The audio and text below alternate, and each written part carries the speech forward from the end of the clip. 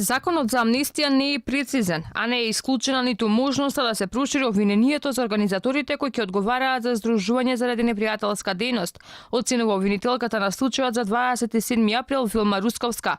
Незадоволна од законското решение вели дека забарањата кои ќе пристигнат до обвинителството, последниот збор ќе го има судот, а преквалификација на делото нема да има. Не сум задоволна од законот што е донесен, мислам воопшто од закон за амнестија. Преквалификација нема да има за тие обвинети што се опфатени, што не се опфатени со амнестијата, затоа што не важи амнестијата за целото кривично дело терористичко загрозување на уставниот поредок и безбедноста.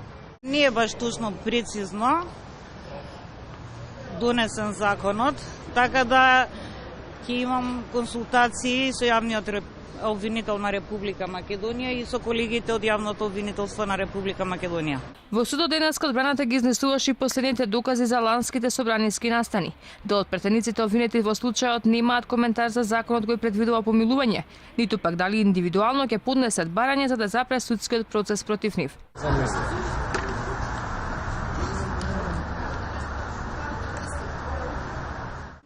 Ама затоа претеникот Љубен Арнаудов отворено им побара 50 евра на новинарите за да им одговори што мисли за амнестијата. Откако се собраа пари за 3 изјави, Арнаудов се предомисли. Се шегувал, рече дека сакал да испрати порака. Имаме и да ви дадеме пари пошто побаравте за изјава. Се смее.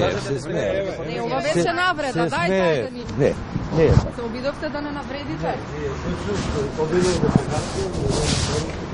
Законот кој претениците едногласно го изгласаа сега е во рацете на председателот Иванов. Се чека на негов подпис за амнестијата да биде објавена во службен весник. Со стапувањето во сила почнува да тече законскиот рок од 5 дена во кој обвинетите и осудените за 27 април може да поднесат барање за да бидат помилувани.